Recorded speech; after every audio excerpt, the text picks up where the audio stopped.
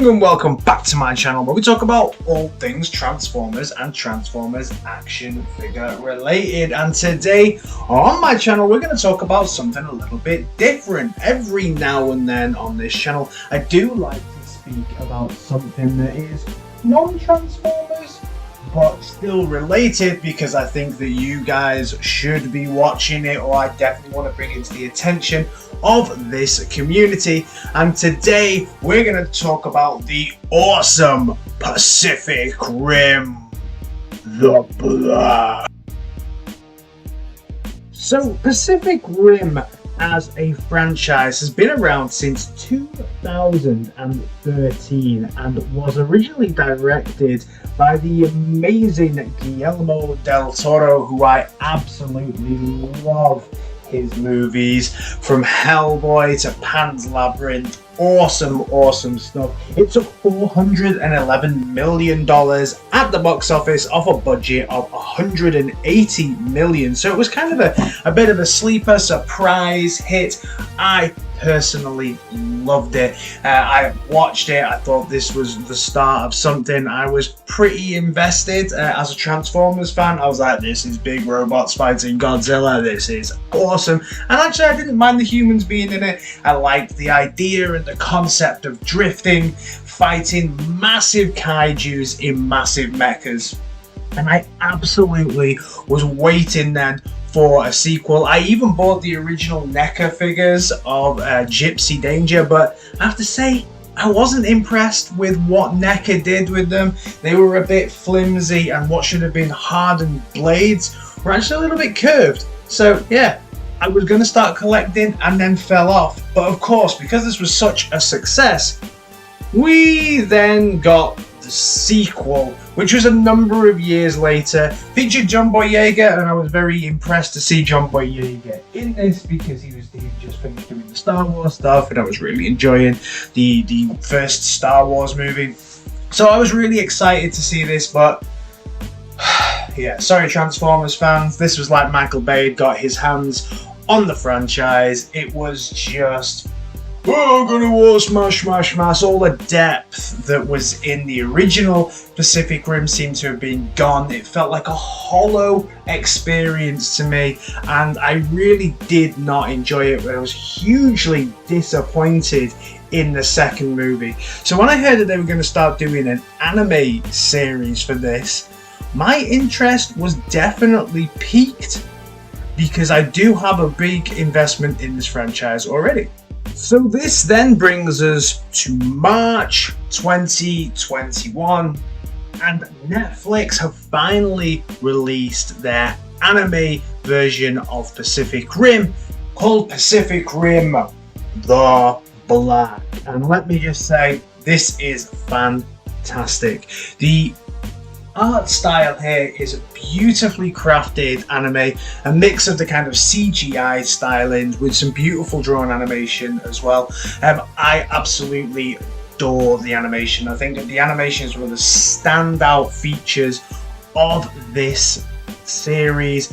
Very short, it's about 26 minutes an episode. I think it's around 7 episodes long as well, but the pacing here is very good as well. First 2 episodes are a little bit, let's get to it.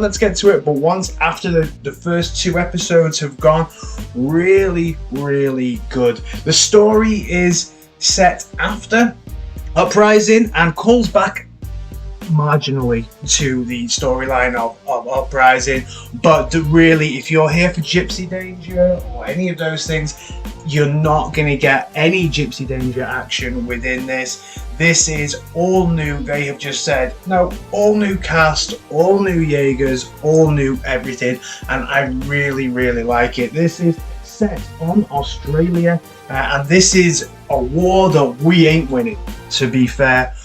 It is a bleak look at the future. They have action something called the Black, which is when basically we lost. So we move the people out of the area, get them out, and we basically leave Australia to the kaijus. And the center figures of this adventure were left on an island by their parents. Their parents disappear, and then 5 years later, this is their journey to go and try and find their parents. The Jaeger that they use in this is called Atlas Destroyer, and it's a training Jaeger, so it has its own challenges that I'm not going to get into here, but how they deal with these challenges along the way, and some of the humans that they meet along the way, as well as fighting Jaegers, is everything that goes on within this show. There's also some mystery around a few things as well, so there's really rich, deep storytelling going on here as well. I always do get a little bit worried when it goes the anime route that it may just go all weird Final Fantasy-esque, but they definitely haven't. My one criticism though of this is with the drifting.